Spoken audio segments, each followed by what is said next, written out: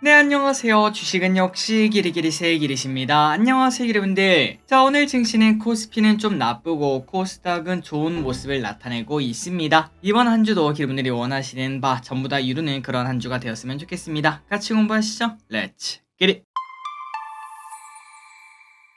첫 번째입니다. 오늘 코스피가 약한 이유가 뭔가 했더니 바로 이것 때문이다 라고 말하는 사람들이 있는데요. 자, 오늘 아침에 이제 경제 소식을 보셨다면은 아침에 갑자기 코스피 3000 간다 요러한 소식이 쏟아진 걸 확인할 수 있었습니다. 그래서 누가 말했나 봤더니 한국투자증권이 올해 예상 등락 범위를 2300에서 2750으로 작년 말에 얘기했었지만 그런데 이제 2500에서 3000으로 상향 조정을 했다고 합니다. 그러니까 불과 3개월 정도밖에 지나지 않았는데 확실히 시장에 대한 뷰가 바뀌었다는 의미가 될 것 같은데요. 물론 최근 주가가 오르고 난 다음에 상향 조정했다는 게 좀 아쉽긴 하지만 어쨌든 시장을 긍정적으로 본다고 합니다. 그렇다면 한국투자증권이 시장을 긍정적으로 보는 이유가 뭔가 봤더니 기업 실적 회복에 따른 ROE, 그 다음에 시장금리 하락 이러한 기대감 때문에 증시는 더 올라갈 수밖에 없다라고 생각하고 그리고 또 반도체가 주도하는 장 아니겠습니까? 그러다 보니까 지수 상승은 필연적으로 본다고 합니다. 그리고 중요한 건 바로 이거라고 하는데요. 앞으로 주가 상단이 언제 옵니까? 코스피 3000 언제 갑니까? 라고 물어봤더니 5월에서 6월 당장 한두 달 뒤입니다. 그때가 되면은 3000 근처까지 간다라는 소리를 하고 있다고 하는데 그런데 개인적인 뷰랑은 좀 다르거든요. 개인적으로 이제 총선이 지나고 나는 5월에서 6월쯤에는 좀 쉬는 흐름이 나타나고 미국 대선 그때가 가까워지면 가까워질수록 다시 이렇게 크게 올라가는 그런 모습을 저는 예상하고 있던 터라 조금은 방향성이 다르지만 다만 올해 안에 3000 간다 이 뷰는 동일한 걸 확인할 수 있습니다. 자, 어쨌든 오늘 증시에서 뭐 코스피 막 좋다 이런 얘기가 나오자 갑자기 또 증시가 하락하며 야 역시 증권가가 뭐 좋게 보면은 그게 고점이다 요런 얘기도 중간중간 나올 것 같은데 하지만 그거는 그냥 오늘 하루짜리 흐름이겠죠. 내일부터 어떻게 되는지 그리고 앞으로가 어떻게 되는지 그거를 계속 지켜봐야 될 것 같습니다. 다음입니다. 강세론자는 한국에만 있는 게 아니겠죠. 미국 골드만도 초초초 강세론을 꺼냈다고 합니다. 자, 골드만삭스가 미국 증시 강세 시나리오를 꺼냈습니다. 무려 S&P 500 지수가 지금 5200 이것도 매우 높다 쭉쭉쭉 올라가고 있는데 연말까지 6천까지도 가능하다 이렇게 얘기를 했습니다. 그러니까 S&P 500 지수가 15%나 더 오른다는 의미가 되기 때문에 우리가 가지는 개별 종목은 진짜 미친듯이 올라간다라는 소리가 되겠죠. 그리고 그 근거는 최근 AI가 너무 올라서 혹자는 버블이다 이렇게 말을 하고 있지만 본인이 생각했을 때는 버블이랑은 아직 거리가 먼 것으로 파악된다고 합니다. 그래서 강세장 시나리오가 나온다면 미국 퍼 23배 수준인 6천까지 갈 수 있다 이렇게 전망한다고 하네요. 하지만 그와 동시에 온도 조절은 했습니다. 약세장 시나리오가 만약에 온다면 4,500까지도 하락할 수 있다. 그러니까 이 또한 지금보다 15% 정도 하락한다는 소리인데 그 중심에는 지나친 낙관론을 경계해야 되고 경기 침체 가능성이 나타나면은 그때 증시는 크게 하락할 수 있다. 이렇게도 말을 했다고 합니다. 다음입니다. 자, 이거는 중요하겠죠. 올해 금리 인하는 한 번. 아니, 길이, 그 지난번에 뭐 세 번으로 뭐 거의 확정된 거 아니었나? 라고도 볼 수 있을 텐데요. 하지만 애틀랜타 연은 총재가 금리에 대해서 입을 열었는데 올해 기준금리 인하는 한 차례로 끝날 것으로 예상을 한다고 합니다. 원래 이 사람은 매파였습니다. 두 차례 인하로 매파적인 모습을 나타냈는데 그런데 최근 들어 이제 인플레 지표가 발표되다 보니까 더 강한 매파, 올해 한 번밖에 인하 안 할 것, 요렇게 말하는 걸 볼 수 있죠. 그리고 그 근거는 심플합니다. 바로 잡히지 않는 인플레 때문인데 이 와중에 경제는 놀라울 정도로 탄탄하기 때문에 빠르게 금리를 인하를 하지 않아도 되고 우리가 인내심을 가질 필요가 있다. 이렇게 말을 했습니다. 자, 그러다 보니까 결국 앞으로 나오는 데이터가 매우 중요하겠죠. 특히 이번 주 금요일날 PCE가 발표가 되는데 매우 중요할 듯합니다. 만약 여기서도 물가가 잡히지 않는 모습이 나타난다면 시장 충격을 또 대비를 해야 될 것 같습니다. 다음입니다. 이런 상황이다 보니까 개인은 곧버스를 쇼핑하고 있습니다. 요즘 개인 투자들이 신용까지 써서 사들이는 것은 바로 인버스라고 하는데요. 특히 코스닥 인버스를 많이 사는 모습을 보여주고 있고 코스피 고버스도 당연히 크게 매수하고 있겠죠. 아마도 박스권 상단에 도착한 증시에서 불신을 가지는 투자들이 많은 게 아닌가라고 볼 수 있는데, 그런데 일단 개인적으로 왼쪽에 보다시피 최근 코스닥 그냥 계속 맨날 올라가는 모습을 나타냅니다. 그러다 보니까 진짜 말 그대로 잘못 사면은 계좌가 사르르 녹을 수 있기 때문에 여러분들이 만약에 인버스를 산다면은 특히 코스닥 그리고 코스피도 마찬가지입니다. 최근 들어 반도체 어디까지 올라갈지 모르기 때문에 조심할 필요가 분명히 있긴 하겠죠. 그리고 또 중요한 거는 앞으로 곧버스, 그 다음에 인버스 아니면 레버리지 이거를 떠나서 코스닥 같은 경우는 변동성이 커질 수 있기 때문에 주의를 하라고 합니다. 지금 HLB와 에코프로비움이 코스닥 대장주 아니겠습니까? 그런데 이 두 개의 기업의 지수내 비중이 20%에 육박하다 보니까 요 친구들이 급등하면은 코스닥이 급등하고 요 친구들이 급락하면은 코스닥이 급락하는 그런 모습이 나타난다고 합니다. 게다가 중요한 거는 이 두 기업 다 코스피 이전 상장 이벤트가 있다 보니까 최근 들어 변동성이 조금씩 나타나고 있고, 에코프로비엠 우리가 지난번에 공부했다시피 코스피 이전 상장 이벤트가 나오니까 지속적으로 상승하는 모습, 그리고 오늘 또 급등하는 모습 나타나고 있죠. 그러다 보니까 오늘 코스닥 150 ETF가 이렇게 올라가는 걸 볼 수 있습니다. 그렇기 때문에 이제 변동성에 주의를 해야 된다라는 걸 볼 수 있고, 그리고 또 중요한 거는 이 두 개가 코스피로 이동한 이후에도 문제라고 합니다. 이 두 개가 나가면은 이제 남은 에코프로 이 친구의 비중이 10.9%로 급증하게 된다고 하니까 코스닥은 당분간 급등할 가능성도 높고 급락할 가능성도 높은 조금 변동성이 큰 부분을 생각을 해봐야 된다고 합니다. 다음입니다. 그렇다면 우리나라 개인분들은 지금 현재 인버스와 곧버스를 사고 있는데 서학개미 분들은 뭘 사고 있는지 보도록 하겠습니다. 한때 서학개미는 테슬라만 산다 이런 공식이 있었는데요. 그런데 지금은 완전 딴판이라고 하네요. 통계에 따르면 3월에 가장 많이 산 미국 주식은 엔비디아가 1등, 무려 5,100억이나 쓸어담고 있다고 합니다. 그리고 2등은 미국 필라델피아 반도체 3배 레버리지를 쓸어담고 있다고 합니다. 역시 한국에서도 야수였던 우리나라 사람들, 미국 가서도 야수의 면모를 보여주고 있다고 하네요. 그리고 다음으로는 특이하게 비트코인 관련주인 마이크로 스트래티지,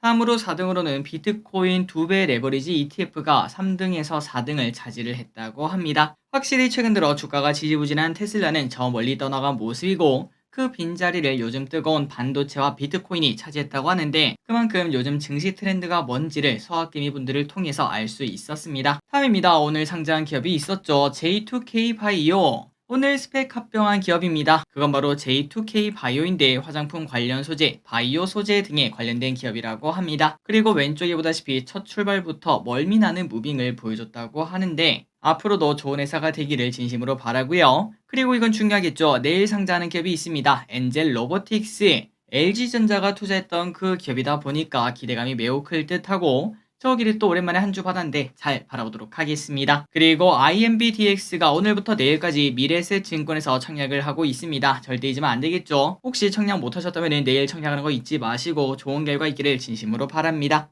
다음입니다. 러시아 응징 나올까? 러시아에서 주말 사이에 큰 테러가 있었죠. 처음에는 우크라가 연관이 되어 있다 없다 이런 얘기가 많았었는데, 그런데 지금은 배후로 IS가 사실상 확정이 되는 모습입니다. 하지만 중요한 거는 러시아의 입장 발표입니다. 지금 이제 푸틴이 대통령 된 지 며칠 되지도 않았는 그런 상황에서 테러를 상당히 크게 당하지 않았겠습니까? 그렇기 때문에 당연히 액션을 취해야 된다라고 말할 수 있는데, 하지만 중요한 거는 IS는 또 새로운 척 아니겠습니까? 우크라와 전쟁을 하는 것도 버거워 보이는데 이 와중에 다른 전쟁을 새로 열 수 있을지에 대한 우려감이 커지고 있다고 합니다. IS도 그걸 알고 이렇게 노렸다라고도 말을 해볼 수 있겠죠. 그러다 보니까 몇몇 전문가들은 아마도 러시아 이 악물고 우크라 짓이다 이렇게 말하며 강도 높은 공격이 나타날 가능성도 분명히 있다고 하는데, 과연 러시아의 움직임이 어떻게 될지, 전쟁을 더 크게 만들지 우리가 또 지켜볼 필요가 있겠습니다. 그리고 또 이 와중에 EU에서는 러시아 곡물에 50% 관세 폭탄을 예고하며 러시아에 견제를 넣는 모습이 나타났다고 하네요. 그리고 또 이런 소식이 나타나자 오늘 우리나라 곡물 관련주가 뜨거운 모습을 나타냈습니다. 다음입니다. 올림픽이 코앞인데 그렇다면 IS의 목적이 뭘까요? 보복 플러스 자신들의 존재감 과시라고 합니다.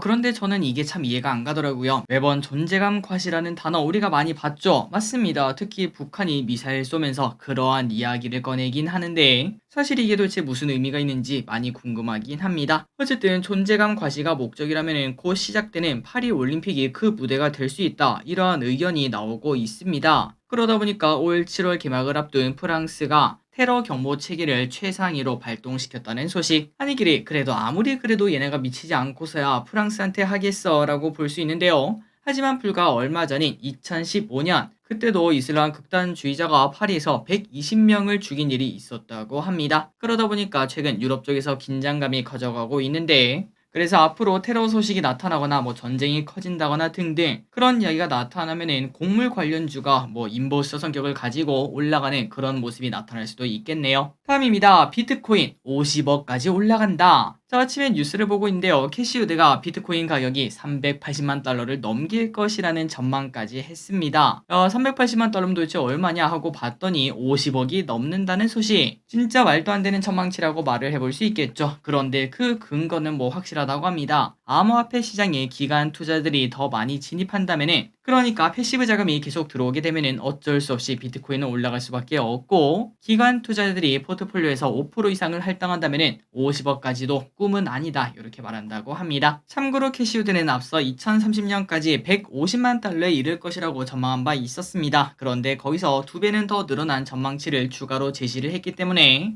당연히 관심이 커질 수밖에 없을 듯한데요. 하지만 아직까지 150만 달러도 되지 않았기 때문에 일단은 갈 길이 멀다고 합니다. 진짜 한 5년 뒤에는 비트코인 한 10억 원 이런 얘기를 하고 있을지 한번 기대해 보도록 하겠습니다. 다음입니다. 신라젠 1300억 규모 증자. 신라젠이 1300억 규모의 유상증자를 실시한다고 합니다. 그런데 중요한 거는 증자하는 이유가 중요하다고 해요. 왼쪽에 보다시피 주가가 뚝 떨어져서 출발했지만 빨간 양봉을 띄우는 걸 볼 수 있습니다. 물론 그럼에도 10%가 넘는 하락이긴 하지만 주주들은 그나마 나쁘지 않아 이런 얘기를 살짝은 했다는 건데요. 그렇다면 신라젠이 도대체 어떤 얘기를 했길래 이렇게 주주들의 반응이 조금 갈리는지 봤더니 이렇게 증자를 하는 이유가 현재 진행 중인 파이프라인 개발이 성공적으로 진척되고 있기 때문에 속도를 조금 빨리 하기 위해서 자금이 필요하다고 합니다. 그러니까 신라젠 입장에서는 물 들어올 때 노젓기 위해서 투자가 필요하다 이렇게 말을 했다는 거겠죠. 그리고 또한 상반기에 공매도도 금지되어 있다 보니까 상반기에 조달하는 게 더 유리하다 이러한 장점도 있었다고 합니다. 그래서 그런지 오늘 신라젠 처음에는 더 크게 하락했지만 현재는 마이너스 12% 정도 하락하는 모습 보여주고 있습니다. 다음입니다. 이거는 좀 재미난 소식이 나타났는데 한번 보도록 할게요. 자, AI가 최근 들어 난리인데 AI 열풍의 수혜를 본 작은 섬나라가 있다고 합니다. 그 나라가 도대체 어딘가 봤더니 카리브해의 작은 섬나라 앵길라라는 나라인데 우리나라의 전남 완도 이거랑 비슷한 섬이라고 하네요. 자, 그러면 도대체 이 나라에 무엇이 AI의 수혜를 본 건가 봤더니 나라의 도메인 때문에 그렇다고 합니다. 우리나라 도메인이 어떻게 되죠? 맞습니다. co.kr, kr로 끝나죠. 그런데 이 나라도 국가명을 축약해 AI로 만들었다고 하는데요. 그러다 보니까 지금 와서 이제 전 세계 많은 기업들이 AI의 진심이다 보니까 나도 이제 AI로 끝내고 싶다라는 얘기를 하지 않겠습니까? 그래서 홈페이지 주소를 땡땡땡.ai 이렇게 등록하려는 기업들은 앵길라에 수수료를 지급하게 된다고 합니다. 그러다 보니까 벌써 작년에만 도메인 수입만 약 430억으로 국가 GDP의 10%에 해당하는 돈을 벌었고 더 중요한 거는 앞으로가 더 중요하다고 볼 수 있겠죠. 아마도 내년 아니 올해부터 내년까지 더 큰 돈을 이 나라는 그냥 앉은 자리에서 벌 수 있을 듯 합니다. 진짜 신기한 일 많습니다. 다음입니다. LNF 13조 규모 공급 계약 체결. 자, LNF가 SK온과 하이니켈 양극재 공급 계약을 체결했다고 합니다. 앞으로 7년 동안 30만 톤에 달하는 물량을 공급한다고 하는데요. 이는 전기차를 기준으로 300만 대 탑재될 수 있는 양이라고 합니다. 계약 금액은 총 13조 원. 그래서 이러한 소식이 나오자 장초반 LNF는 살짝 올라가나 싶더니 하지만 조금은 떨어지는 모습을 나타냈습니다. 아마도 어느 정도 선반영 이런 얘기가 나온 것으로 보이고요. 그리고 보다시피 2월부터 지금까지 이미 많이 올라왔죠. 저점 대비 벌써 40에서 50% 정도 반등하는 모습을 나타냈는데 추가 상승이 가능할지도 계속 지켜보도록 하겠습니다. 다음입니다. 그렇다면 다른 2차전지 관련 기업들은 어떨까요? 일단 왼쪽의 차트를 보다시피 꽤나 바닥을 치고 올라오는 모습을 나타내고 있습니다. 양극재 수출량이 올해 들어 조금씩 반등하는 모습이 나타났고요. 리튬 등 가격이 반등하는 모습이 나왔기 때문이죠. 하지만 앞으로 상황이 완전히 바뀌며 승승장구하는 모습. 우리가 사실 2차전지 하면은 그 엄청난 꿈이 있지 않겠습니까? 그런데 그 꿈은 이제 좀 접어야 된다고 하고 그 이유는 당연히 전기차가 여전히 좋지 않기 때문이죠. 유럽과 미국의 배기가스 규제가 완화된 점을 생각하면은 완성차 업체들의 전기차 판매 계획은 하향될 수밖에 없고 2차 전지가 높은 실적을 달성하기는 당분간은 어렵다고 합니다. 그래서 하나증권은 장기 생산 능력 전망치에 따라 LG엔솔은 117조, 삼성 SDI는 52조, 포스코뷰체엠은 36조, 에코프로비엠은 35조의 시총이 적당하다. 요렇게 말을 했는데 지금 가격이랑 비교하면 한 20에서 30% 이 정도 차이가 나더라고요. 최근에 계속 나오는 이야기죠. 아마도 1분기, 2분기에 2차 전지 바닥이 나올 것이다. 그런 얘기가 나타나고 있는데 지금 이 바닥 치고 계속 올라가고 있는 건지 아니면은 한 번 더 쌍바닥 찍고 그제서야 올라갈지 이 부분은 고민할 필요가 있겠습니다. 다음입니다. 중국, 미국 반도체 쓰지 마. 미국의 규제에 맞서 중국도 반격을 가한다는 소식입니다. 자국 정부 기관에서 미국 기업 인텔, AMD 등 마이크로 프로세서를 탑재한 PC와 서버를 사용하지 말라는 가이드라인이 공개가 되었다고 하는데요. 외국산 대신 자국산 제품을 쓸 것을 권장하는 내용도 포함이 되었다고 합니다. 그래서 이런 것들을 봤을 때 미국과 중국의 투닥투닥은 계속 이어질 거라고 볼 수 있고 트럼프가 되면 더 심해질 것도 예상해 볼 수 있습니다. 자, 오늘의 공부 여기까지 끝났습니다. 항상 이렇게 같이 공부해주셔서 진심으로 감사합니다. 지금까지 길이셨습니다. 빠이요.